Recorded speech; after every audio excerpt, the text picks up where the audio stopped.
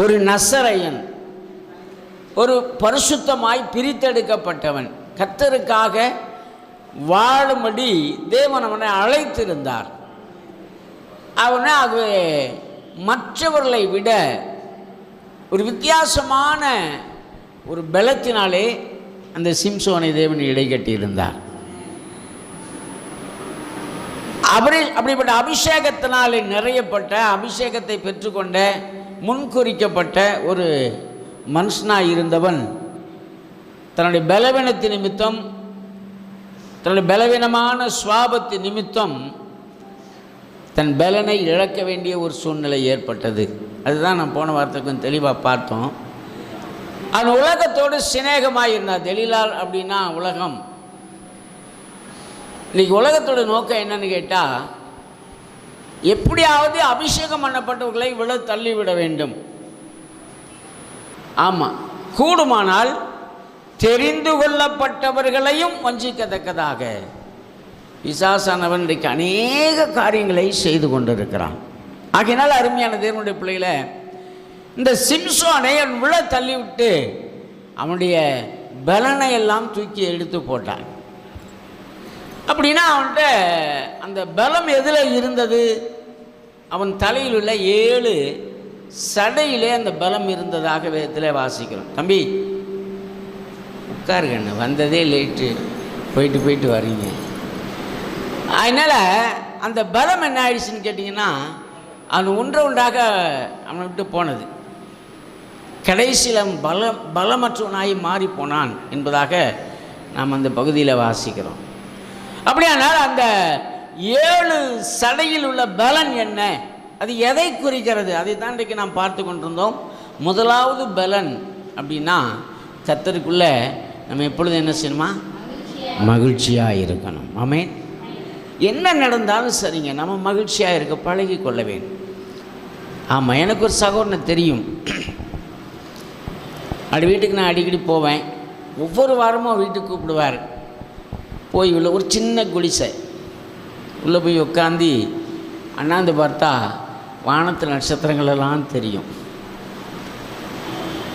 நெருக்கமான சூழ்நிலையில் வாழ்கிறவர். ஆனால் எப்போ பார்த்தாலும் பாட்டு பாடிக்கிட்டே இருப்பார். சந்தோஷமாக தேவனை பாடிக்கொண்டே இருப்பார்.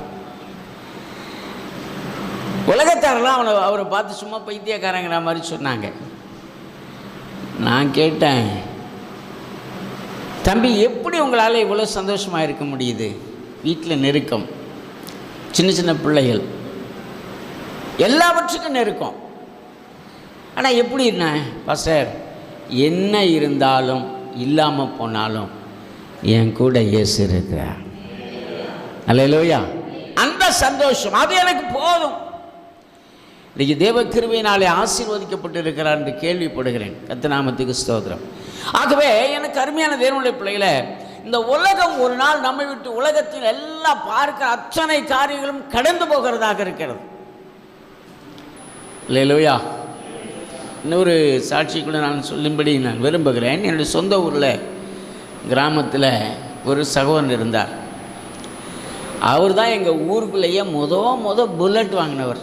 அதனால் அவருக்கு பேரே புல்லட்டு கோவிந்தராஜ்.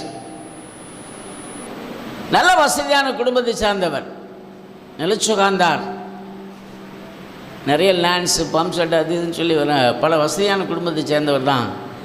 திடீர்னு ரொம்ப நாளைக்கு பிறகு நான் அவரை ஒரு பஸ் ஸ்டாண்டில் சந்தித்தேன். என்னை கண்டுபிடிச்சிட்டார். பின்னாடி வந்து தட்டி ஒரு 10 ரூபா கூடன்னு கேட்டார். எனக்கு ஆச்சரியமாக போயிடுச்சு. இந்த ஆளா இவரா கேட்குறாரு? சரின்ட்டு 10 ரூபா இல்லை 50 ரூபா கொடுத்துட்டேன். வாங்கிட்டு பஸ் விட்டு இறங்கிட்டார். அப்போ நான் விசாரித்த போது சொன்னாங்க, அவருடைய சொத்தெல்லாம் அவரை விட்டு போயிடுச்சுங்க, நிலத்தெல்லாம் விற்றுட்டார். இப்போ பையன் கூட அந்த பசங்க எல்லாம், அவருடைய பிள்ளைகள், மனைவி பிள்ளைகள் கூட அவரை வீட்டை விட்டு விரட்டி விட்டுட்டாங்க, நடுத்தரில் நிற்கிறாரு சொல்லி. தேவனுடைய பிள்ளைகளே, உலகம் ஒரு நாள் நம்மை கைவிட்டு போயிடும்.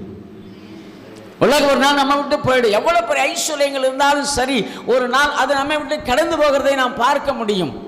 ஆனால் இயேசு ஒருபோதும் கைவிடவே மாட்டார். ஆமீன் சொல்லுங்கள். அல்லேலூயா. அதைத்தானே இங்கே நாம் பார்க்கிறோம். கர்த்தருக்குள் மகிழ்ச்சியாக இருக்கிறதே நம்முடைய பலன். எப்பொழுதும் சந்தோஷமாக இருக்கும். சூழ்நிலை மாறும், சூழ்நிலை மாறும். உன்னத பாட்டின் புஸ்தகத்தில் வாசிக்கிறோம். உன்னத பாட்டின் புஸ்தகத்தில் அந்த நேசருடைய தோட்டத்தில் 2 மாறி மாறி வரும்னு சொல்லி போட்டிருக்கு. தென்றலே வீசு, புயலே வரணுமா, பெருங்காற்றும் வருமா, தென்றலும் வருமா, 2 மாறி மாறி வருமா. இன்பமும் துன்பமும் கலந்தது தான் வாழ்க்கை என்று உலகத்தில் சொல்லுவார்கள். இப்போ உலக பிரகாரமாக இருக்கிறவர்களே அதை ஏற்றுக்கொள்ளும் போது கர்த்தருடைய பிள்ளைகளாகிய நாம் நன்மை கிடைக்கும் போது சந்தோஷப்படுவதும், ஒருவேளை நம்ம விரும்பாத காரியங்கள் நடக்கும்போது துக்கப்படுவதும் இயல்பாக இருக்கிறது. அதை மாற்ற வேண்டும் என்று தேவன் விரும்புகிறார். யோபு அழகாக சொன்னார் தம் மனைவியை பார்த்து, தேவனிடத்திலே நன்மையை பெற்றுக்கொண்ட நாம் தீமையை ஏன் பெற்றுக்கொள்ளக்கூடாது? அப்போ 2 உள்ளதான் வாழ்க்கை. அப்போ எது நடந்தாலும் சரி நாம் சந்தோஷமாக இருக்க பழகிக்கொள்ள வேண்டும். இதுதான் முதலாவது பலனாக நாம் இங்கே வாசிக்கிறோம். இப்போ பிசாசு என்ன பண்ணிட்டான், அந்த தெலீலாள் சிம்சோன்டேந்து கர்த்தருக்குள் இருக்கிற மகிழ்ச்சியை விலக்கி விட்டான். முதல் சடை. 2வதாக நாம் அங்கே பார்க்குறோம், கர்த்தருக்கு ஸ்தோத்திரம். வாசியுங்கள் நீதிமொழிகளின் புஸ்தகத்தில் 24ஆம் அதிகாரம் 3ஆம் வசனத்திலிருந்து வாசிப்போம். வீடு ஞானத்தினாலே கட்டப்பட்டு விவேகத்தினாலே நிலைநிறுத்தப்படும். அறிவினாலே அறைகளில் அருமையும் இனிமையுமான சகலவித பொருள்களும் நிறைந்திருக்கும். ஞானமுள்ளவன் பலம் உள்ளவன். ஞானம் உள்ளவன் பலம் உள்ளவன். போதும். ஞானம் உள்ளவன் பலன் உள்ளவன். ஒரு மனுஷனில் இருக்கிற ஞானம் தான் அவனுக்கு பலன். நான் பின்னாடி அடுத்த ஸ்டெப்பு போடுவாங்க. என்ன சொல்லுது? ஞானமுள்ளவன் பலம் உள்ளவன், அப்புறம் அறிவுள்ளவன். அறிவினாலே அறைகளில் அருமையும் அதனாலே அறிவையும், அப்போ அறிவையும் ஞானத்தையும் வேறுபடுத்தி இங்கே சொல்லப்பட்டிருக்கிறதை பார்க்கிறோம். இப்போ 2க்கு வித்தியாசம் இருக்கா? அறிவுன்னா என்ன, ஞானம்னா என்ன அப்படின்னா, பிரியமான கர்த்தருடைய பிள்ளைகளே, 2க்கு வித்தியாசம் இருக்கிறது. உலகம் நமக்கு கற்றுக் கொடுக்கிறது அறிவு. ஆமாம், பாடம் நமக்கு கற்றுக் கொடுக்கிறது அறிவு. பள்ளியிலே கல்லூரியிலே நாம் கற்றுக்கொள்வது அறிவு. ஆனால் தேவனிடத்திலே நாம் கற்றுக்கொள்வது ஞானம். அல்லேலூயா. அறிவினால ஞானத்தை பெற முடியாது, ஞானத்தினால அறிவையும் நாம் சேர்த்து பெற்றுக்கொள்ளலாம். ஞானம் என்பது தேவனால் நமக்கு கொடுக்கப்படுகிற மிகப்பெரிய கொடை. அதனால தான் இங்கே சொல்கிறாரு, ஞானம் உள்ளவன் பலம் உள்ளவன். இப்போ 2வது விசுவாசிகளுடைய பலன், 2வது தேவனால் அபிஷேகம் பண்ணப்பட்டவருடைய பலன், 2வது தேவனுடைய பிள்ளைகளுடைய பலன் என்ன அப்படின்னு பார்த்தா அது ஞானம், விஸ்டம். அல்லேலூயா. கர்த்தர் நாமத்துக்கு ஸ்தோத்திரம். இப்போ அறிவுக்கும் ஞானத்திற்கும் வித்தியாசம். அறிவு போதும்னு நினைக்கிறாங்க, அறிவு போதும்னு நினைக்கிறாங்க. அது கண்டிப்பாக அது குறைவுள்ளது. வேதம் சொல்கிறது நம்முடைய அறிவு குறைவுள்ளது என்று சொல்லுகிறோம். ஆனால் ஞானம் உள்ளவன் அந்த ஞானத்தை தேவனிடத்திலிருந்து நான் பெற்றுக்கொள்ளும் போது அது குறைவற்றதாக இருக்கிறது. கர்த்தர் நாமத்துக்கு ஸ்தோத்திரம். யாத்திராகம புஸ்தகத்தில் 31ஆம் அதிகாரம் 2ஆம் வசனத்திலிருந்து வாசிப்போம். யாத்திராகமம் 31:2. யாத்திரையாகமம் நான் யூதாவின் கோத்திரத்தில் ஊரனுடைய மகனான ஊரியின் குமாரன் பெஸ்லெயேலை பெயர் சொல்லி அழைத்து வினோதமான வேலைகள் அவனை யோசித்து செய்கிறதற்கும் பொன்னையும் வெள்ளியையும் வெண்கலத்திலும் வேலை செய்கிறதற்கும் ரத்தினங்களை முத்திரை ஒட்டாக வெட்டி பதிக்கிறதற்கும் மரத்தில் சித்திர வேலைகளை செய்கிறதற்கும் மற்றும் சகலவித வேலைகளையும் யூகித்து செய்கிறதற்கும் வேண்டிய ஞானமும் புத்தியும் அறிவும் அவனுக்கு உண்டாக அவனை தேவ ஆவியினால் நிரப்பினேன். தேவ ஆவியினால் நிரப்பினீர். அல்லேலூயா. இப்போ எனக்கு அருமையானவர்களே, இங்கே பெஸ்லெயேல் என்ற ஒரு தேவ மனுஷனை குறித்து பார்க்கிறோம். இந்த பெஸ்லெயேல் என்ற தேவ மனுஷன் ஞானம் பெற்றவனாக இருந்தான். எப்படிப்பட்ட ஞானம்னு சொல்லிட்டு அங்கே வரிசையாக ஒன்றுனா போட்டிருக்கார். வினோதமாய் யூகித்துன்னு சொன்னால் அவனே செல்ஃபாக யோசித்து, கிரியேட்டர் என்று சொல்லுவார்கள். கிரியேட்டர் புதுசாக உண்டாக்குறது, புதுசாக கண்டுபிடிக்கிறது, இதெல்லாம் செய்யறதுக்கு உரிய ஞானத்தை அந்த பெசலையேல் பெற்றிருந்தானாம். அந்த ஞானம், புத்தி, அறிவு, இந்த மூன்றையும் அவனுக்கு தேவன் கொடுத்திருந்தார். எப்படி கொடுத்திருந்தார் என்று சொன்னால், பரிசுத்த ஆவியினாலே இந்த ஞானத்தை கொடுத்திருந்தார். அமீன் சொல்லுங்களேன். Price the Lord. அப்போ அருமையான தேவனுடைய பிள்ளைகளே, இந்த ஞானத்தை நாம் பெற்றுக்கொள்ள வேண்டும் என்று சொன்னால் அதற்கு நமக்கு தேவை பரிசுத்த ஆவியின் அபிஷேகம். அல்லேலூயா. இப்போ எத்தனை பேர் அபிஷேகம் பெற்றிருக்கிறோம்? அபிஷேகத்தை எத்தனை பேர் விரும்புகிறோம்? எத்தனை பேர் அபிஷேகத்துக்காக ஜெபிக்கிறோம்?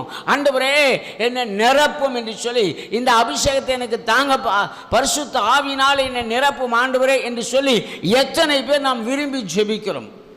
வேற எல்லாமோ கேட்குறோம். நம்முடைய விண்ணப்பம் வேற இப்படியமா இருக்குது. அது வேணும், இது வேணும், அது சேர்ந்து ரைட், எல்லாம் தேவன் கொடுக்கிறார். ஆனால் எல்லாவற்றுக்கும் மேலாக பரிசுத்த ஆவியின் அபிஷேகம் இருக்கிறது. அல்லேலூயா. கர்த்தருடைய நாமத்துக்கு ஸ்தோத்திரம். ஆமாம், ஒரு திருமணமான கப்புள் 2 பேர் இந்த திருமணமான புதுசில் நமக்கு தெரியும், இப்படி வெளியிலலாம் போவாங்கள்ல, அந்த ஊரில் பொருட்காட்சி நடந்ததுதான். இந்த பொருட்காட்சியை பார்க்குறதுக்காக 2 பேர் போனாங்க. போயிட்டு உள்ளே போய் அப்படியே சுற்றி பார்த்தா பொருட்காட்சியில் என்ன இருக்குது நமக்கு தெரியுமில்ல, கலராக லைட்டு, அது இதுன்னு ரொம்ப பார்க்க ரொம்ப அருமையான காரியங்கள் அங்கே இருந்தது. எல்லாத்தையும் பார்த்துட்டு வெளியில் வந்த பிற்பாடு அந்த அம்மா தான் வீட்டுக்காரரை பார்த்து சொன்னாங்க, ஏங்க உள்ளே போய் பார்த்தா எல்லாம் அழகழகாக இருந்துச்சுங்க, எனக்கு ரொம்ப பிடிச்சிருந்துச்சி. ஆனால் இங்கே உள்ளேருந்து வெளியில் வந்த உடனே இந்த பக்கம் ஒரு கருப்பாக ஒரு மேய்ஞ்சி நின்றுட்டு டப்புன்னு சத்தம் போட்டுச்சு பாருங்கள், அதுதாங்க எனக்கு பிடிக்கவே இல்லை அப்படின்னு சொன்னாங்களாம். அப்போ அந்த தம்பி சொன்னாராம், பைத்தியக்காரி, நீ பார்த்தல கலரான காரியம், இது எல்லாத்துக்கும் காரணமே இந்த டப்பு இன்ஜின் தான் அப்படின்னு சொன்னாராம்.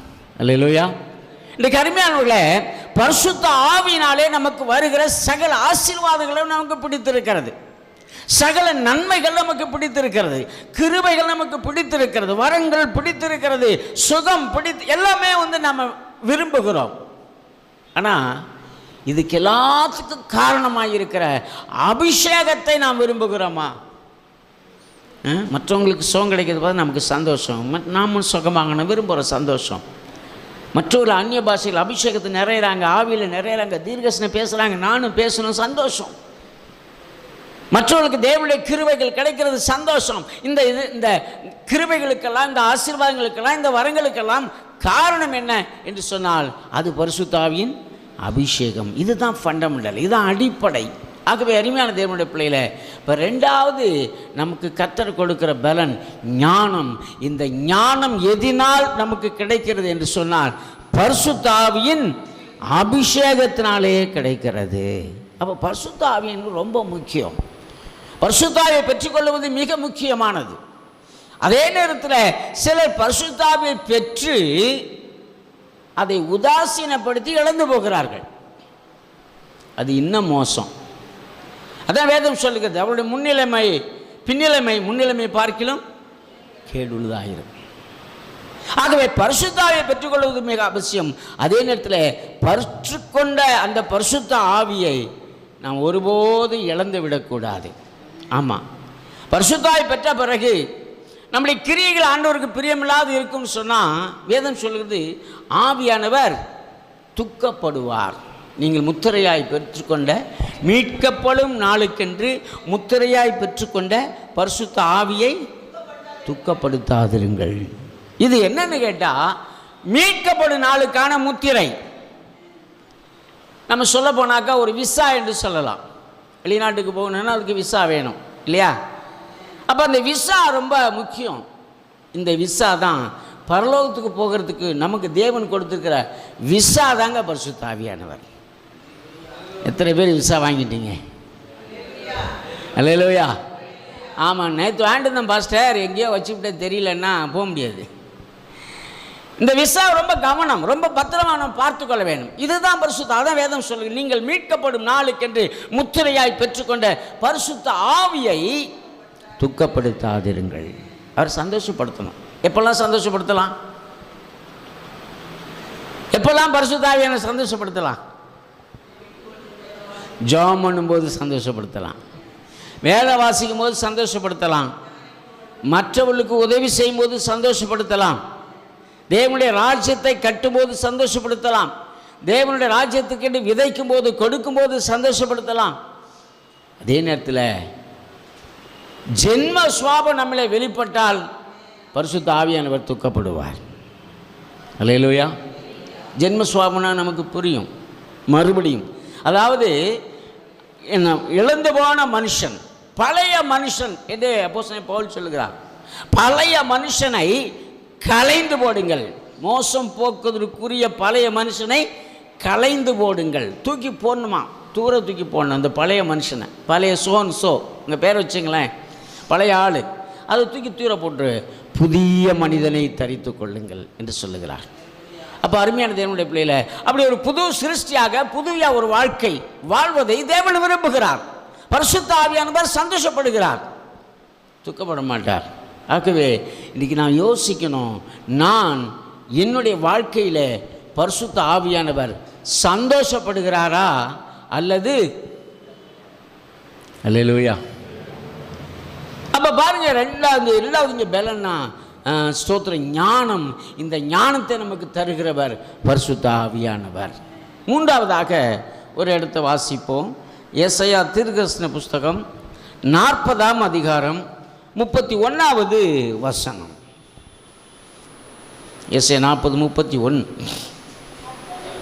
அவர்களோ புதுபலன் அடைந்து, கர்த்தருக்கு காத்திருக்கிறவர்களோ புதுபலன் அடைந்து கழுகை போல சட்டைகளை அடித்து, கழுகுகளை போல சட்டைகளை அடித்து எழும்புவார்கள். ஆமென். அவர்கள் ஓடினாலும் இளைப்படையார்கள், நடந்தாலும் சோர்ந்து போகார்கள். மூன்றாவதாக இங்கே கர்த்தருக்கு காத்திருத்தல், கர்த்தருக்காக காத்திருத்தல். கர்த்தருக்கு காத்திருக்கிறவர்களை போல காத்திருக்கிறவர்களோ புது பலன் அடைந்து கழுகுகளை போல சட்டைகளை அடித்து எழும்புவார்கள். ஏன் இந்த கழுகுகளை போல என்று சொல்லி அங்கே தீர்க்கதரிசி சொல்லுகிறார் என்று சொன்னால், கழுகு என்ன செய்யுமா, ஒரு குறிப்பிட்ட ஸ்டேஜ் வயசுக்கு பிறகு, ஒரு குறிப்பிட்ட வயது வந்த பிற்பாடு அது என்ன செய்யுமா, நேராக ஒரு உயர்வான கண்மலை மறைவான இடங்களில் போய் உட்காந்தி தன்னுடைய சட்டைகள் எல்லாம் அதுவே கொத்தி கொத்தி கொத்தி கொத்தி பிடுங்கி பிடுங்கி பிடுங்கி போட்டுருமா. சாப்பிடவே சாப்பிடாது. அந்த எம்டியாக போகிற வரைக்கும், முடி இல்லாமல் ஒரு வெறும் உடம்பு கம்ப்ளீட்டாக தெரிகிற வரைக்கும் பிடுங்கி எடுத்துட்டு அப்படியே உட்காந்துருக்குமா. கொஞ்ச நாள் அப்படியே காத்திருக்குமா.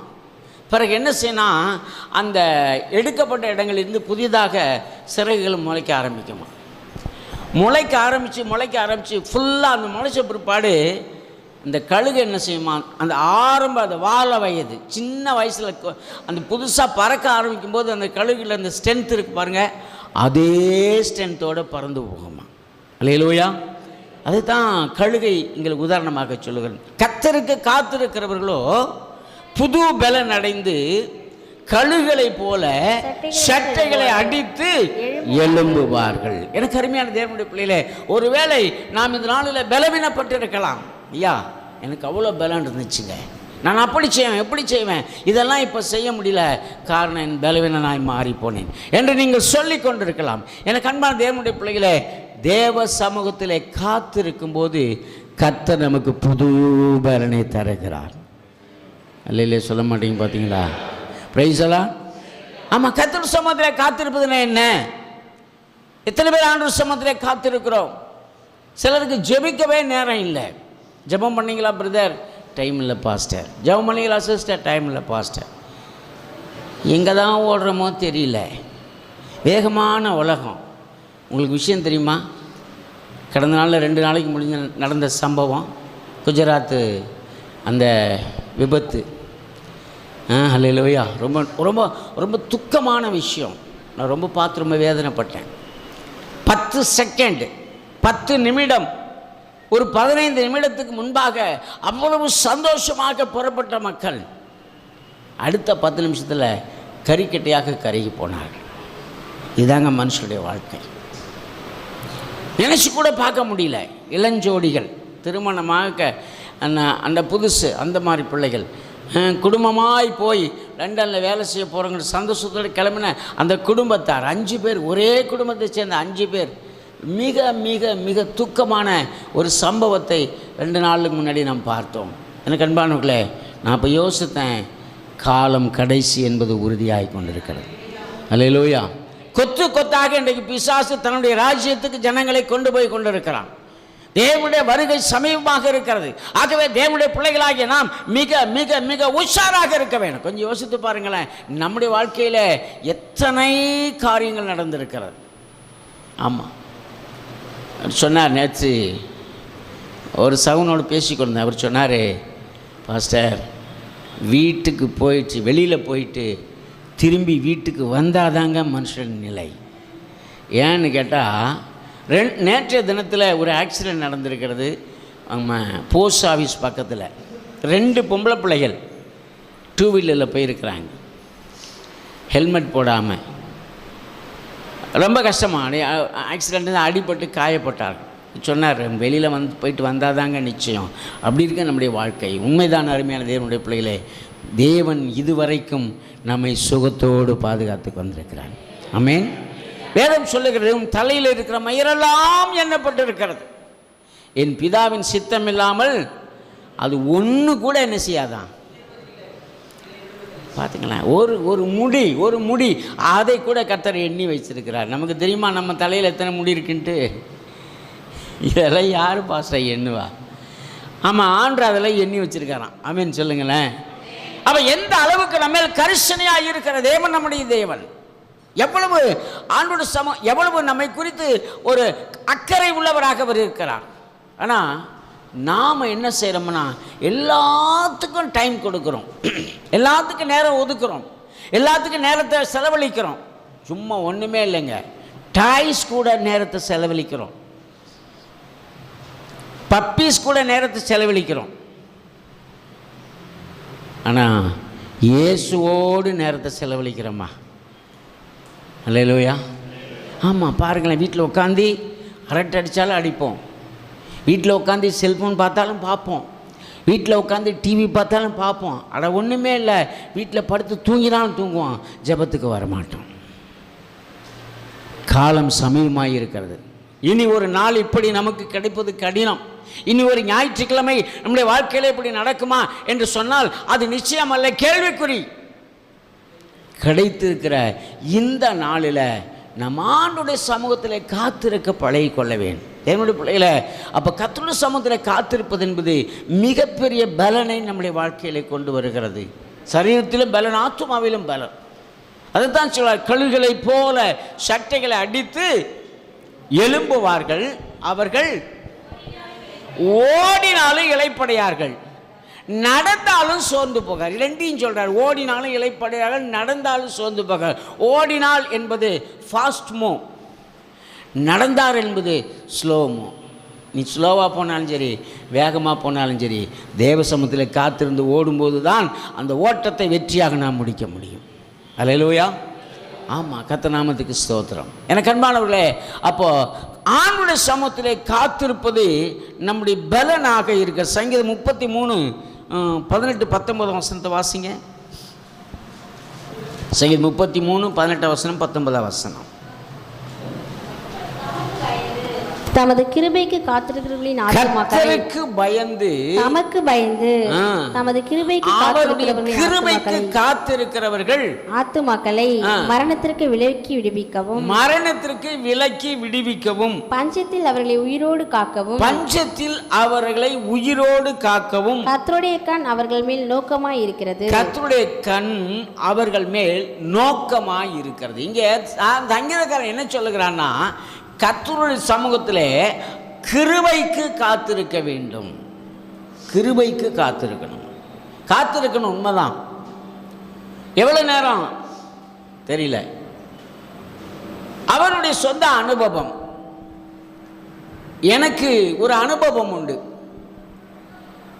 ஒருவேளை அது உங்களுக்கு அந்த அனுபவம் இல்லாமல் இருக்கலாம், அது வேற.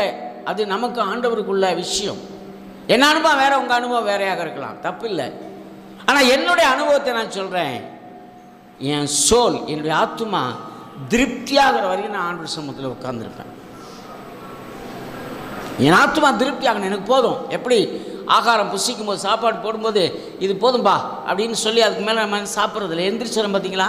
அதை போல் இந்த கிருபை, அந்த கிருபை, அந்த அபிஷேகம் நம்ம திருப்தியாகிற வரைக்கும், நம்ம ஆத்துமா திருப்தியாகிற வரைக்கும் நாம் தேவ சமூகத்திலே காத்திருக்கும் போது நாம் திருப்தியாகி புது பலன் நமக்கு உண்டாயிருக்கும். இங்கே சொல்கிறாரு, அவருடைய கிருபைக்கு காத்திருக்கணுமா. ஏன் கிருபைக்கு காத்திருக்கணும் அப்படின்னா, எல்லாமே கிருபை தான். நான் நிற்பதும் கிருபை. வாழ்க்கையில் நடக்கிற ஒவ்வொரு காரியங்களும் எதனால் நடக்கிறது என்று சொன்னால், தேவன் நம்மேல் வைத்த கிருபையினாலே நடக்கிறது. அதனால தான் பவுலை பார்த்து கர்த்தர் சொன்னார். பவுலுக்கு ஒரு முள் கொடுக்கப்பட்டிருந்துச்சு. முள்ளுன்னா அப்படி இல்லை, அது ஏதோ ஒரு பலவீனம்.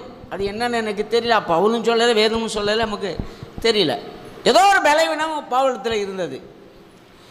அவர் பவுல் என்ன பண்ணுறாரு, ஆண்டு சமூகத்தில் விண்ணப்பம் பண்ண, ஆண்டவரே இது எனக்கு இருக்குது, இதனால் எனக்கு தொந்தரவு இருக்குது, தயவுசெய்து அதை விட்டு எடுத்து போடுங்க அப்படின்னு சொல்லி ஜெபிக்கிறார். ஆனால் ஆண்டு சொல்கிறாரு, அப்படியெல்லாம் கிடையாதுப்பா, உன் பலவீனத்தில் என் பலன் பூர்ணமாய் விளங்கும், என் கிருபை உனக்கு போதும் போ. அந்த பலவீனம் ஒன்று தான் இருக்கு. அதில் அது உன் பலவீனம், அந்த பலவீனத்தில் என்னுடைய பலன் தான் அதில் பூர்ணமாய் விளங்க போகிறது. ஆகவே அந்த பலவீனம் ஒன்றுமே செய்யாது, என் கிருபை உனக்கு போதும் என்று சொன்னார். இப்போ அன்பான தேவனுடைய பிள்ளைகள, அப்போ நமக்கு அந்த கிருபை போதும். கர்த்தருக்கு ஸ்தோத்திரம். வேதம் ரொம்ப தெளிவாக சொல்லுது, கிருபையினாலே நாம் ரட்சிக்கப்பட்டு இருக்கிறோம். இது எங்களால் உண்டானதில்லை, நம்மால் உண்டானதில்லை, தேவனுடைய ஈவு. ஆண்டவர் நம்ம மேல் வைத்திருக்கிற இரக்கம். இந்த காலை வேளையில் இரக்கத்தை கொண்டு தேவன் நம்மை கிருபையினாலே ரட்சித்திருக்கிறார். இந்த கிருபை நமக்கு போதும். ஆமென். அப்போ அந்த கிருபைக்காக காத்திருக்கணும்னு சொல்கிறார். எப்போ கிருபை கிடைக்கும் அப்படின்னா, வேதம் சொல்லுகிறது, காலைதோறும் உம்முடைய கிருபை புதிதாக இருக்கிறது. அப்போ கிருபை வேணும்னா எப்போ வரணும், எப்போ காத்திருக்கணும்?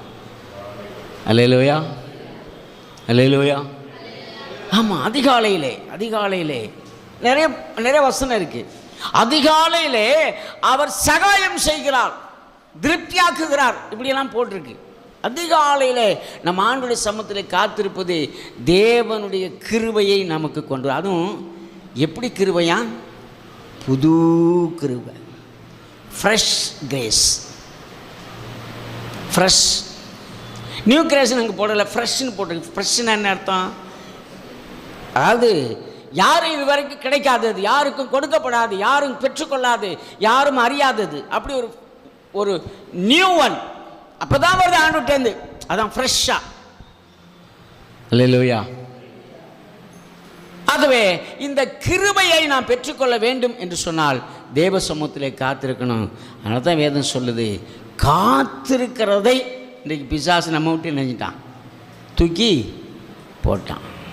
ரட்சிக்கப்பட்ட புதுசில் ரொம்ப நேரம் காத்திருந்து ஜெபம் பண்ணுவோம் இல்லையா, மணிக்கணக்காக கூட ஜெபம் பண்ணுவோம்.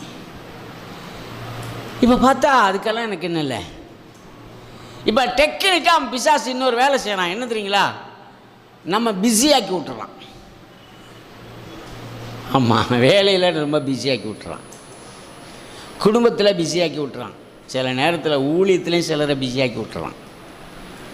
எங்கள் ஊழியத்தில் பிஸியாக இருக்க தப்பா? இல்லை, தப்பு இல்லை. ஆனால் ஜெபிக்க கூட முடியாமல் நீ ஊழியம் செய்கிறன்னா அது தப்பு. அது பிசாசு நம்மை நடத்துகிற விஷயம். எனக்கு அருமையானவர்களே, அப்போ பாருங்கள், எல்லாம் ரைட்டு தான். நீங்கள் பிஸியாக இருக்குன்னு தான் கர்த்தர் விரும்புகிறார். சோம்பலாக இருக்குன்னு தேவன் ஒருபோது விரும்புறது இல்லை. நம்ம பிஸியாக இருக்கணும், ஆக்டிவாக இருக்கணும், அதை தான் தேவனுடைய விருப்பம். ஆனால் அதே நேரத்தில் தேவ சமூகத்தில் காத்திருக்க கூட முடியாத அளவுக்கு நமக்கு ஒரு பிஸினஸ் தேவையே இல்லை. That is called business. Business தான் ஷார்ட்டாக பிஸ்னஸ்ன்னு மாறி போச்சு. பிஸ்னஸுங்கிற வார்த்தைக்கு அலுவல், வேலை, ஜாப் அதான். அது வியாபாரம்னு நம்ம எடுத்துட்டோம். கர்த்தருக்கு ஸ்தோத்திரம்.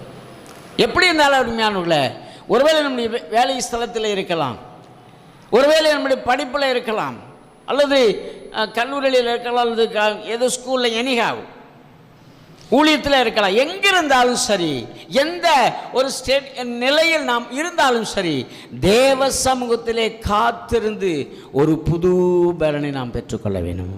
ஆமென். அந்த கிருபை மிகவும் நல்லது. அப்போ பார்த்தீங்கன்னா இங்கே மூன்றாவது, கர்த்தருக்கு காத்திருக்கிறது நம்முடைய வேலை. இது ரொம்ப பேர் அதை விட்டுட்டாங்க. காத்திருக்கிறது கிடையாது, ஏன்னா டைம் இல்லைங்கிறாங்க. அது இல்லை, இது ஏதாவது ஒரு சால்சாப் சொல்லிக்கிட்டே இருக்காங்க. கொஞ்சம் யோசித்து பாருங்களேன், எதை நேரம் இல்லைன்னு எதை நாம் ஒதுக்கி வைத்திருக்கிறோம்? எல்லாமே ஆட்டோமேட்டிக்காக போயிட்டு தான். காலையில் எந்திரிக்கிறோம், கொஞ்சம் எந்திரிச்ச உடனே சில நம்முடைய ஆக்டிவிட்டீஸ் எல்லாம் பார்த்திங்கன்னா போயிட்டு தானே இருக்குது. எதையாவது குறைக்கிறோமா? அப்போ தேவ சமூகத்தில் காத்திருப்பதை மாத்திரம் ஏன் நாம் குறைக்க வேண்டும்? ஏன் அதை விட வேண்டும்? ஏன் அதற்கு நேரமில்லை என்று சொல்ல வேண்டும்? ஆகவே யோசித்து பாருங்கள் அருமையானவர்களே. இந்த காலை வேளையில் ஆண்டோட சமூகத்திலே காத்திருப்பது நம்முடைய பலன். நான்காவதாக வாசிங்க, ரோமருக்கு எழுதின நிருபம் 1ஆம் அதிகாரம் 16வது வசனம். ரோமர் 1:16. நான் வெட்கப்படேன், முன்பு யூதரிலும் பின்பு கிரேக்கரிலும் விசுவாசிக்கிறவன் எவனோ அவனுக்கு ரட்சிப்பு உண்டாவதற்கு அது தேவ பலனாய் இருக்கிறது. ஆமா, கிறிஸ்துவின் சுவிசேஷத்தை குறித்து நான் வெட்கப்படேன். முன்பு யூதரிலும் பின்பு கிரேக்கரிலும் விசுவாசிக்கிறவன் எவனோ அவனுக்கு ரட்சிப்பு உண்டாவதற்கு அது தேவ பலனாய், அவனுக்கு ரட்சிப்பு உண்டாகிறதற்கு அது தேவ பலனாய், அது தேவ பலன். ஆமென், ஹல்லேலூயா. அப்ப அருமையானவர்களே, இந்த சுவிசேஷம் இருக்கிறது பாருங்க, அது தேவ பலனா. யாருக்கு யாருக்கு தேவ பலன்? வாசிங்க.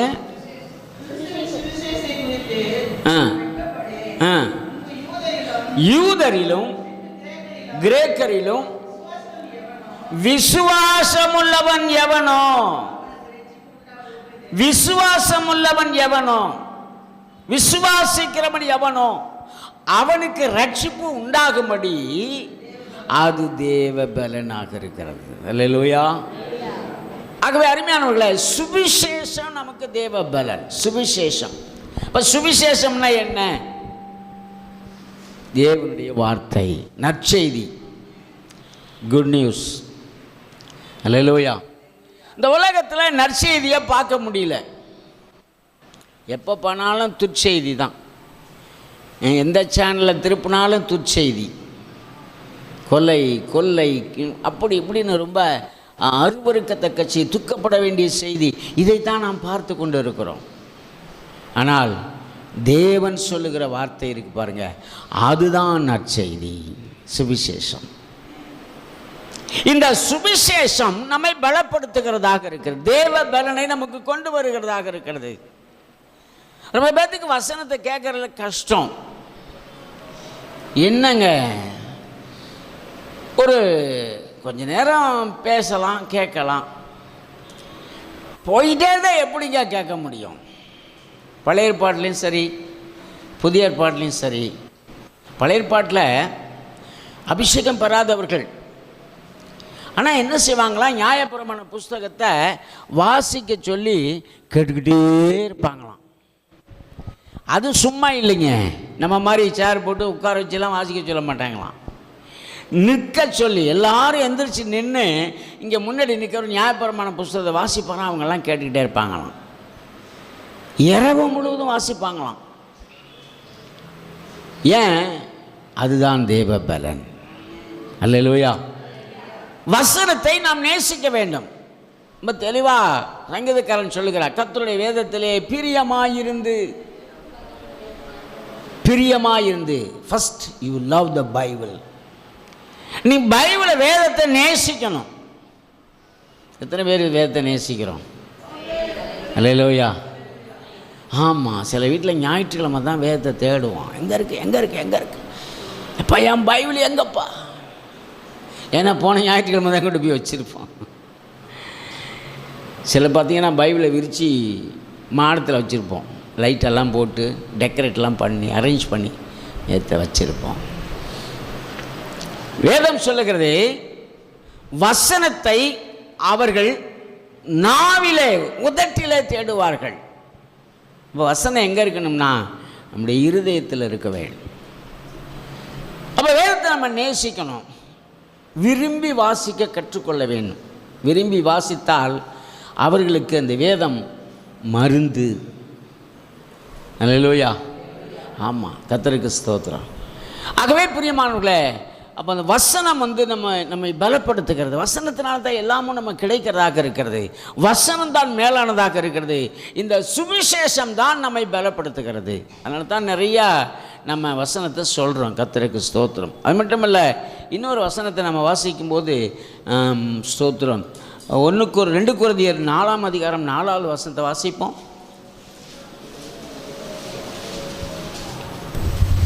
தேவனுடைய சாலாய் இருக்கிற கிறிஸ்துவின் மகிமையான சுவிசேஷத்தின் ஒளி அவிசுவாசிகளாகிய அவர்களுக்கு பிரகாசமாயிராதபடி பிரபஞ்சத்தின் தேவனானவன் அவர்களுடைய மனதை குருடாக்கினான். சுவிசேஷத்தின் ஒளி அவர்களுக்கு பிரகாசமாய் இராதபடிக்கு அப்படின்னு போட்டிருக்கு. அப்போ அந்த சுவிசேஷத்தின் ஒளி இருக்கு பாருங்க, வெளிச்சம் ஒரு மனிதனை பிரகாசிக்க பண்ணும். அல்லேலூயா. ஒன்றுமே தெரியல, ஒரு ஓரமாக உட்கார்ந்துருப்ப ஒரு மனுஷன், யாருமே அவனை கண்டுக்க மாட்டாங்க. ஆனால் கர்த்தரை விசுவாசித்தால், வேத வசனத்தை விசுவாசித்தால், வேத வசனத்தை பிரசித்தப்படுத்தினால், அந்த வேத வசனம் இருக்கு பாருங்க, அந்த சுவிசேஷம் இருக்கு பாருங்க, அந்த சுவிசேஷத்தின் ஒளி அவனுக்குள்ள போயிடுச்சுன்னா அவன் பிரகாசிக்க ஆரம்பித்து விடுவான். அல்லேலூயா. ஆமாம், இன்னைக்கு கோல்கேட்டை தெரியாத ஆட்கள் இல்லை இல்லையா? கோல்கேட் அவர் ஒரு விசுவாசி, ஒரு சாதாரணமாக தன் தொழிலை ஆரம்பித்தவர். இன்றைக்கி கோல்கேட்னா உலகம் முழுவதும் தெரிகிறார், பிரகாசிக்க பண்ணியிருக்கிறார். எனக்கு அருமையான தேவனுடைய பிள்ளைகளை, இந்த காலை வேளையில் சுவிசேஷத்தை, வசனத்தை வாசிக்க நாம் பழகிக்கொள்ள வேண்டும். நேசித்து வாசிக்க பழகிக்கொள்ள, அதுதான் சொல்லுது. இரவும் பகலும் அதன் மேல் தியானமாயிருக்கிற மனுஷன் பாக்கியவான். கர்த்தருடைய வேதத்தில் பிரியமாக இருந்து இரவும் பகலும் அது தியானமாக இருக்கிற மனுஷன் பாக்கியவான். ஆமாம், டைம் கிடைக்கும் போதெல்லாம் வேதத்தை தியானிக்கணும். அதனால் உட்காந்து அப்போனா நமக்கு ஒரு கேள்வி வரும், வேறு வேலையே கிடையாதா, இரவும் பகலும் அதே படிச்சுக்கிருந்தா போதுமா? அப்படி அதனுடைய அர்த்தம் இல்லை. நேரம் கிடைக்கும் போதெல்லாம் வேதத்தை தியானிக்க பழகிக்கொள்ள வேண்டும். ஏன்னா அந்த வேத வசனம் நம்மை ஒழுங்குபடுத்தும். Praise the Lord. அல்லேலூயா, அல்லேலூயா. அவனுடைய நாமத்துக்கு ஸ்தோத்திரம். அந்த வசனம் தாங்க நமக்கு ஸ்ட்ரென்த், சுவிசேஷம் தான் நமக்கு பலனாக இருக்கிறது. கர்த்தருக்கு ஸ்தோத்திரம். அடுத்ததாக நீங்கள் வாசிங்கள் 1 கொரிந்தியர் 1ஆம் அதிகாரம் 18வது வசனம். 1:18 வாசிங்க. சிலுவையை பற்றிய உபதேசம் கெட்டு போகிறவர்களுக்கு பைத்தியமாயிருக்கிறது, கெட்டு போகிறவர்களுக்கு பைத்தியமாயிருக்கிறது. ரட்சிக்கப்படுகிற நமக்கோ அது தேவபலனாய் இருக்கிறது. அல்லேலூயா சொல்லுமா. Praise the Lord. அல்லேலூயா. ஆமாம், 2 வெரைட்டி ஆஃப் பீப்புள். ஒருவர் கெட்டு போகிறவர்கள், இன்னொருவர் ரட்சிக்கப்படுகிறவர்கள். இங்கே சொல்லப்பட்டிருக்கிறது சிலுவையை பற்றிய உபதேசம். அது என்னங்க சிலுவையை பற்றின உபதேசம்? சிலுவையை பற்றின உபதேசம் என்றால் என்ன? சிலுவையை பற்றிய உபதேசம் பாடுகளை குறித்த உபதேசம். இப்போ நிறைய உபதேசங்கள் வந்துருச்சு, பாடுகள்லாம் கிடையாதுங்க. ஏன்னா இயேசு நமக்காக எல்லாவற்றையும், அவர் சிலுவையில் போய் அடிக்கப்பட்டு நொறுக்கப்பட்டு எல்லாம் பண்ணி எல்லாத்தையும் செஞ்சு முடிச்சிட்டாரு. இனி நான் ஏன் பாடுபடணும்? நான் வேதம் தெளிவாக சொல்லுகிறது, ஒருவன் கிறிஸ்துவின் பின்பற்ற விரும்பினால் தன்னைத்தான் வெறுத்து தன் சிலுவையை எடுத்துக்கொண்டு என்னை பின்பற்ற கடவன். அல்லேலூயா. ஆகவே பிரியமான கர்த்தருடைய பிள்ளைகளே, நம்ம இங்கே கவனிக்க வேண்டிய விஷயம் என்னன்னு கேட்டிங்கன்னா, அந்த சிலுவையை குறித்த உபதேசம், பாடுகளை குறித்த உபதேசம். சிலுவைன்னா கண்டிப்பாக பாடு இருக்கும். ஏன்னா பாடு இல்லாமல் சிலுவை இல்லை. சிலுவை என்றாலே பாடுகள். இப்போ கிறிஸ்தவத்தில் பாடுகள் இருக்குது. உலகத்தில் உங்களுக்கு உபத்திரவம் உண்டு, ஆனாலும் திடன் கொள்ளுங்கள், நான் உலகத்தை ஜெயித்திருக்கிறேன். இப்போ சின்ன சின்ன பாடுகள் நமக்கு வரத்தாங்க செய்யும். திராணிக்கு மேல் சோதிக்கப்படுவதற்கு அவர் அனுமதிக்கிறது இல்லை. அப்போ நமக்கு வருகிற சோதனை இருக்கு பாருங்க, அந்த சோதனையை மேற்கொள்வதற்கு நமக்கு என்ன இருக்கிறது? திராணி இருக்கா இல்லையா? இருக்கு. அல்லேலூயா. ஆனால் பிசாசு நம்மளை வஞ்சித்து வச்சுருக்கா. இதெல்லாம் உன்னால் கிராஸ் பண்ணவே முடியாது, இதெல்லாம் உன்னால் செய்யவே முடியாது அப்படின்னு சொல்லி நம்மளை ஏமாற்றி வச்சுருக்கலாம். இல்லை பிரியமான கர்த்தருடைய பிள்ளைகளே, நமக்கு வரும் பாடுகள் போராட்டங்களை ஜெயிக்க கர்த்தர் நமக்கு பலன் கொடுத்திருக்கிறார். Praise the Lord. அல்லேலூயா, அல்லேலூயா. ஆமாம், அதன் வழியாகத்தான் நாம் தேவனை போய் சேர முடியும், தேவனுடைய ராஜ்யத்தை நாம் சேர முடியும். அதனால தான் பவுல் சொல்கிறாரு, சிலுவையை பற்றின உபதேசம். இந்த உபதேசம் இருக்குது பாருங்க, இது யாருக்கு பைத்தியமாய் தெரியும்னு சொன்னால், யார் கெட்டு போக போகிறானோ அவனுக்கு தான் பைத்தியமாக இருக்கும். உங்களை பார்த்து அநேகர் பைத்தியம்னு சொல்லியிருக்கலாம், என்னை பார்த்து சொன்னாங்க, அல்லேலூயா, பைத்தியக்காரனா நீ, கல்லெடுத்து அடித்தாங்க. அல்லேலூயா. எங்கள் ஊரில் எனக்கு பேரே பைபிள் பைத்தியம். அல்லேலூயா. இறந்து போன ஒரு தேவ மனுஷன் ஜஸ்டின் பிரபாகரன், உங்களுக்கு யாருக்கா தெரிஞ்சிருக்குன்னு எனக்கு தெரிஞ்சதுக்கு வாய்ப்பு இல்லை. ஜஸ்டின் பிரபாகரன், ஆமாம், அவர் ஒரு பாட்டு பாடியிருக்கிறார், கிறிஸ்துவுக்கு பைத்தியக்காரன் நீ, நகையில் பைத்தியம், திகையில் பைத்தியம், புகையில் பைத்தியம், சிலர் வேறு எதுலையாவது பைத்தியம், ஆனால் நானும் கிறிஸ்துவுக்கு பைத்தியம்னு பாடினார். அல்லேலூயா. ஆகவே அருமையானவர்களே, கிறிஸ்துவை பின்பற்றுகிறவர்கள் அவர் மற்ற உலகத்தார் பார்வைக்கு அது பைத்தியமாக தான் தோணும். அவன் கெட்டு போகிறான். சிலுவையை பற்றி உபதேசம் கெட்டு போகிறவர்களுக்கு பைத்தியமாக இருக்கிறது. ஆனால் ரட்சிக்கப்படுகிற நமக்கோ ஒரு அல்லே சொல்லுவோமா? அப்போ பாருங்கள் அருமையானவர்களே, ஐந்தாவதாக இங்கே நமக்கு தேவ பலனாக இருக்கிறது என்னன்னு கேட்டால் உபதேசம். இன்றைக்கி உபதேசம் சரி சபைகளில் இல்லை. உபதேசம் பண்ணால் ஓடி போயிடுறாங்க. இதனால் நிறைய சபையில் உபதேசமெல்லாம் பண்ணுறதே கிடையாது. அல்லேலூயா. உபதேசம் தான் நமக்கு பலன். மத்தேயு 28:19 வாசிங்க. மத்தேயு 28:19 28:19 நீங்கள் புறப்பட்டு போய் நீங்கள் புறப்பட்டு போய் சகல ஜாதிகளையும் சீஷராக்கி பிதா குமாரன் பரிசுத்த ஆவியின் நாமத்தில் அவர்களுக்கு ஞானஸ்நானம் கொடுத்து நான் உங்களுக்கு கட்டளையிட்ட யாவையும் அவர்கள் கைக்கொள்ளும்படிக்கு அவர்களுக்கு உபதேசம் பண்ணுங்கள். இதுக்கு பேர் தான் உபதேசம். நான் உங்களுக்கு கட்டளையிட்ட யாவையும், நான் உங்களுக்கு சொன்ன யாவையும், நான் உங்களுக்கு கற்றுக் கொடுத்த யாவையும் அவர்கள் கை கொள்ளுகிறார்களா என்று பார்த்து கை கொள்ள வைக்கிறது தாங்க உபதேசம். கற்றுக்கொள்ளுங்கள், செய்யுங்கள் என்று சொல்றது பிரசங்கம். சிலர் செய்வாங்க, சிலர் செய்யாமல் போவாங்க. ஆனால் இல்லை இல்லை நீ செஞ்சுதான் ஆகணும்னு சொல்றது உபதேசம். ஏன்னா நீ கெட்டு போகக்கூடாது. செய்யாமல் போனால் கெட்டு போவாய், ஆகவே செய்துதான் ஆக வேண்டும் என்று வேதம் நமக்கு எச்சரிக்கிறது. இதுக்கு பேர் தான் உபதேசம். இதனால தான் உபதேசம் ரொம்ப பேருக்கு பிடிக்கிறதே கிடையாது. இந்த உபதேசம் எல்லாம் வேணாங்க. சிலர் இப்படி சொல்லுவாங்க, உபதேசம் பண்ணுறது ரொம்ப ஈஸிங்க. அல்லேலூயா. உபதேசம் தாங்க நம்மை வாழ வைக்கும். ஆமென். நிறைய சபையில் உபதேசம் இல்லை. அப்படி உபதேசம் பண்ணாலும் எப்படி பண்ணுறாங்களாம் வாசிங்க. எரேமியா தீர்க்கதரிசன புஸ்தகம், எரேமியா தீர்க்கதரிசன புஸ்தகத்தில் 6ஆம் அதிகாரம் 14வது வசனம், 6:14 சமாதானம் இல்லாதிருந்தும் சமாதானத்தின் சமாதானம் என்று சொல்லி, சமாதானம் இல்லாதிருந்தும் சமாதானம் சமாதானம் என்று சொல்லி ஜனத்தின் காயங்களை மேற்பூச்சாய் குணமாக்குகிறார்கள். மேலே மேலே பூச்சி மொழு வருதுன்னு சொல்லுவோம்ல, அல்லேலூயா. மேல் பூச்சா சுகமாக்கிறது. உள்ளே போகிறத உள்ளே நொதிக்கிற ரணம் இருக்குது, சீல் பிடிச்சிருக்குது, நொதிக்கிற ரணமாக இருக்குது. அப்போ என்ன செய்யணும்? அது சரியாகணும்னு சொன்னால் முதல்ல சீல் பிதுக்கி எடுக்கணும். உள்ளே இருக்க சீலெல்லாம் பிதுக்கி வெளியில் எடுக்கணும். வலிக்குமா வலிக்காதா? வலிக்கும். சில நேரம் சில உபதேசம் குத்தும். அல்லேலூயா. சில வசனம் குத்தும். ஏன்னா உள்ள என்ன இருக்கு? சீல். வேதம் சொல்லுகிறது பிரியமானவர்களே, ஜனங்களின் காயங்களை மேல் பூச்சாக நீ சுகமாக்காத. இன்றைக்கி அதுதான் பண்ணிக்கிட்டு இருக்கிறாங்க சபைகளில்.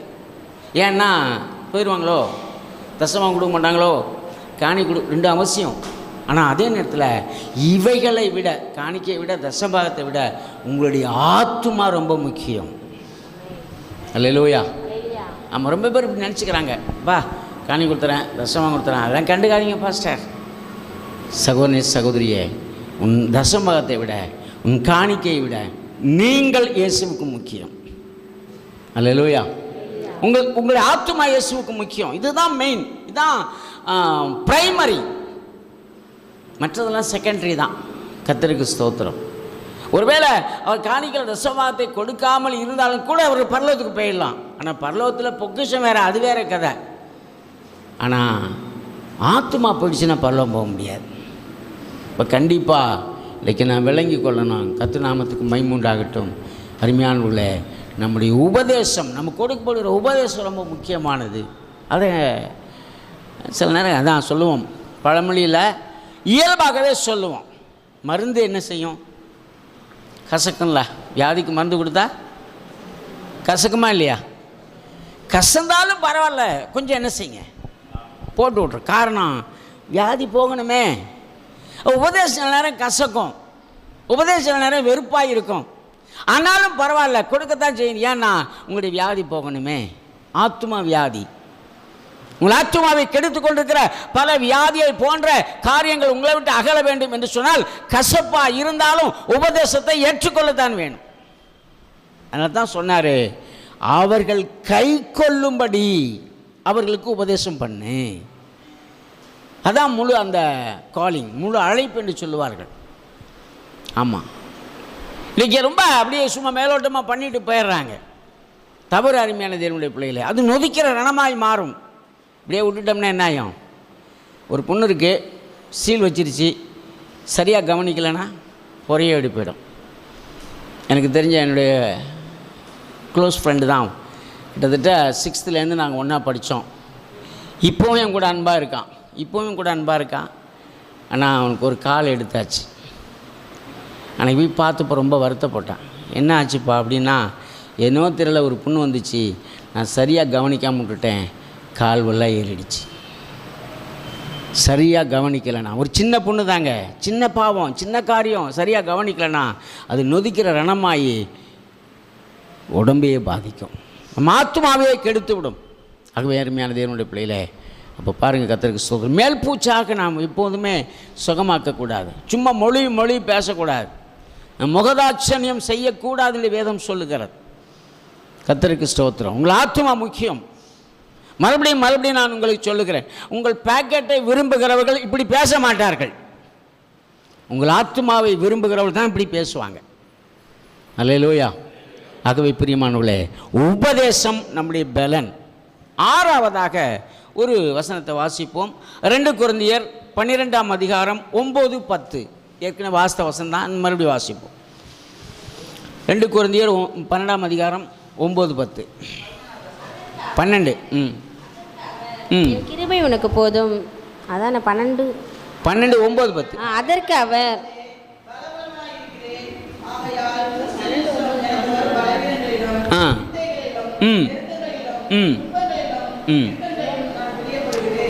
கிறிஸ்துவ நிமித்தம் வரும் நிந்தைகள் இருக்கு பாருங்க, அதுதான் நமக்கு பலன். கிறிஸ்துவ நிமித்தம் வருகிற நிந்தை. நான் பலவீனனாக இருக்கிறேன் சொல்றார் பவுல். நான் பலவீனனாக இருந்தும் கிறிஸ்துவ நிமித்தம் பலமுள்ளவனாக இருக்கிறேன். எப்படி அப்படின்னா,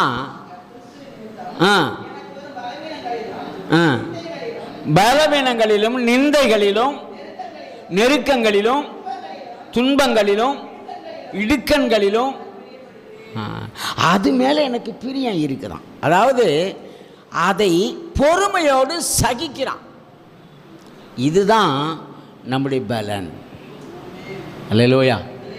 ஆமாம், இந்த சர்ச்சுக்கு வரல, கொஞ்ச நாள் இடையில வராமல் போயிட்டாங்க. நான் போய் அவங்கள பார்த்து, என்னம்மா ஏன் சர்ச்சுக்கு வரலை அப்படின்னு கேட்டேன். இப்போ அவங்க சொன்னாங்க, பாஸ்டர் சர்ச்சுக்கு வந்தால் எனக்கு காசு பணமே வரமாட்டேங்குது. சர்ச்சுக்கு வந்தால் என்ன வரலையா?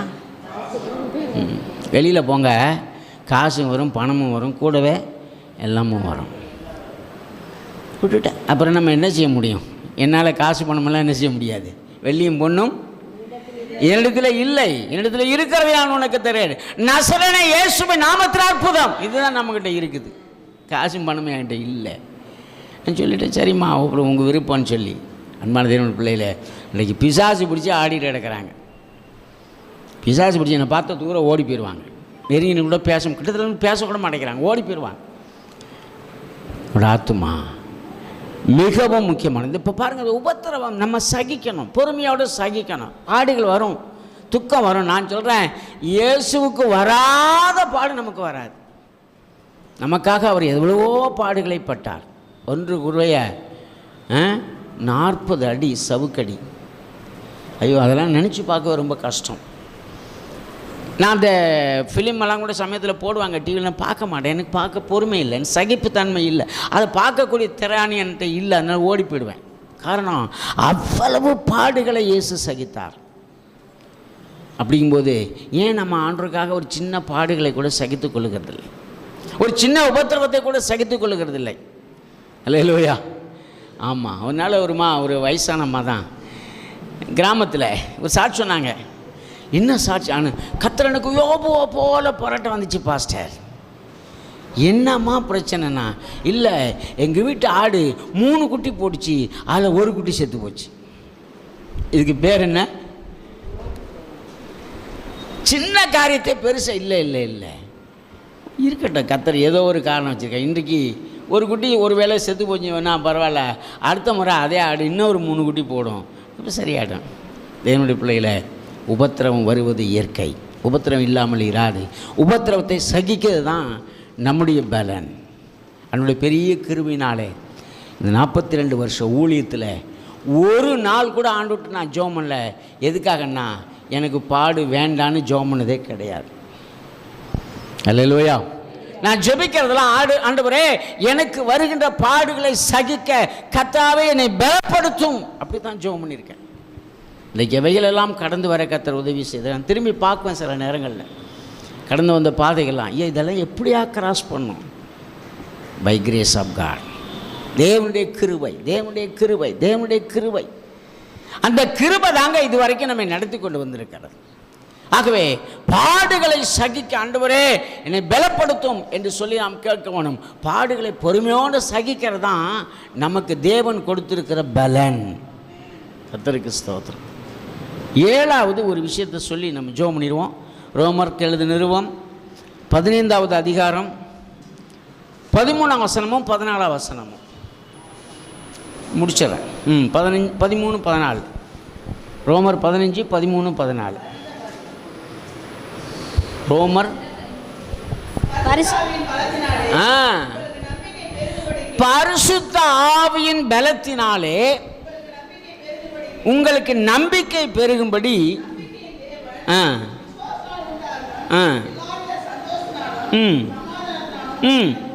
அல்லேலூயா. ஆமாம், அப்போ பரிசுத்த ஆவியின் பலத்தினாலே என்று சொல்லப்பட்டிருக்கிறது. அப்போஸ்தலர் 1:8 நீங்கள் வாசித்தீங்கன்னா, நீங்கள் பரிசுத்த ஆவியை பெற்றுக்கொள்ளும்போது பலனடைந்து என்று சொல்லப்பட்டிருக்கிறது. ஆகவே இன்றைக்கு கடைசி 7வது பலன் என்னன்னு கேட்டால், பரிசுத்த ஆவியின் அபிஷேகம். இந்த அபிஷேகமும் அல்லேலூயா, அபிஷேகத்தை நாம் ஒருபோதும் இழந்து விடக்கூடாது. ஆமாம், அப்போ அபிஷேகம் நம்முடைய இந்த 7 பலன், இதுதான் சிம்சோன் வல்லவனாக இருந்ததற்கு காரணம். இன்றைக்கி நீங்களும் நானும் பிசாசுக்கு முன்னாடி எதிர்த்து நிற்க திராணி உள்ளவ மாறணும்னா கர்த்தர் இந்த பலனை நமக்கு தர வல்லமையுள்ளவராக இருக்கிறார். Praise the Lord. அல்லேலூயா. ஆனால் எப்போ அதை இழந்து போயிடுவோன்னு சொன்னால், எப்போ உலகத்தை சார்ந்து நாம் போகிறோமோ, எப்பொழுது உலகத்தை நேசித்து உலகத்தை பின்ன ஓட ஆரம்பிக்கிறோமோ அன்றைக்கு இதெல்லாம் ஒன்றுன்னா நம்ம விட்டு போயிட்டே இருக்கும். 7 சடைகளையும் இந்த தெலீலால் சிறைத்து போட. கடைசியாக இந்த நியாயாதிபதி புஸ்தகத்தில் 16ஆம் அதிகாரம் 19ஆம் வசனத்திலேருந்து 21ஆம் வசனம் இன்றைக்கி வீட்டில் போய் வாசிங்க. இப்போ நேரம் இல்லை, வீட்டில் போய் வாசிங்க. சிம்சோனுடைய பின்னாடி நிலைமை என்னன்னு எழுதியிருக்குது. வல்லவனாக இருந்தவன் ஒரு இரும்பு கேட்டை தூக்கி அப்படி தோளில் வச்சுக்கிட்டு மலை மேலே ஏறி போன பலசாலி. கையில் ஒன்றுமே இல்லை, ஒரு சிங்கத்தை ஒரு ஆட்டுக்குட்டியை போல கிழித்து போட்ட ஒரு பலசாலி இங்கே என்ன ஆடுறான், கண்களெல்லாம் பிடுங்கப்பட்டு மாவரைக்க வச்சு அப்புறம் என்ன செய்யலாம், வேடிக்கை பொருளாக வைக்கப்பட்டு டான்ஸ் ஆட சொல்கிறாங்க. தேவனுடைய பிள்ளைகளை, முன்னிலைமை பார்க்கலும் பின்னிலைமை மிகவும் கேடுள்ளது. இந்த காலை வேளையில் நமக்கு கொடுக்கப்பட்ட பலன் 7 விதமான பலனை 2 வாரத்திலையும் கவனிச்சிருக்கிறோம். ஒன்று, அந்த பலன் என்ன சொன்ன ரிமைனா கொஞ்சம் ஞாபகப்படுத்திட்டு ஜெபம் பண்ண போகிறோம். கர்த்தருக்கு ஸ்தோத்திரம். முதலாவது பலன் கர்த்தருக்குள் மகிழ்ச்சியாக இருப்பது. 2வது பலன் கர்த்தர் கொடுக்கிற ஞானம். 3வது பலன் கர்த்தருக்கு காத்திருத்தல். 4வது பலன் சுவிசேஷம், தேவனுடைய வார்த்தை நமக்கு பலன். 5வது உபதேசம் நம்முடைய பலன். 6வது உபத்திரவத்தை பொறுமையோடு சகிப்பது நம்முடைய பலன். 7வது பரிசுத்த ஆவியின் அபிஷேகம் நம்முடைய பலன். இந்த 7 விதமான பலனையும் சிம்சோன் இழந்ததினாலே அவன் நிலைமை மிகவும் மோசமாய் போனது. இந்த காலை வேளையில் தெலீலானாகிய உலகத்தின் மடியில் ஒருபோது நம்ம சாய்ந்து விடக்கூடாது. உலகத்தோடு சார்ந்து போய்க்கக்கூடாது. உலகம் நம்ம வஞ்சிக்கும், உலகம் நம்ம ஈர்க்கும், உலகம் நம்ம அட்ராக்ட் பண்ண இழுக்கும். கர்த்தருக்கு ஸ்தோத்திரம். ஆனால் ரொம்ப கவனமாக இருந்து உலகத்தின் கேட்டுக்கு தப்பி நித்திய ஜீவனை சுதந்திரிக்க நாம் ஆயத்தப்படுவோம். கர்த்தர் ஆசீர்வதிப்பார். ஜெபிப்போம். நல்ல பிதாவே, நாளுக்காக நன்றி. இந்த காலை வேளையில் அப்பா மீ ஸ்தோத்திரிக்கிறோம். நம்முடைய வார்த்தையை தியானிச்சோம். ஆண்டவரே, நீர் இந்த சிம்சோனுக்கு கொடுத்த அந்த பலன் எவ்வளவு பலசாலியாக இருந்ததுக்கு காரணம் என்ன என்று சொல்லி 7 காரியங்களை கவனித்தோம். அப்பா, ரட்சிக்கப்பட்டவர்களாகி எங்களுக்கு, அபிஷேகம் பண்ணப்பட்டவர்களாகி எங்களுக்கு, பிரித்தெடுக்கப்பட்டவர்களாகி எங்களுக்கு இவ்விதமான பலனை கர்த்தர் வைத்திருக்கிறீர். அதை நாங்கள் சுதந்திரித்து கொள்ள, அது இழந்து போகாமல் அன்று உமக்கு சாட்சியாக இருக்க கர்த்தர் பலப்படுத்துவீராக. நன்மையினாலும் கிருபையினால் நிரப்பும். பலப்படுத்தி பெரிய காரியங்களை செய்யும். இரட்சகராய் இயேசுவின் நாமத்தினால் ஜெபிக்கிறோம் நல்ல பிதாவே, ஆமென்.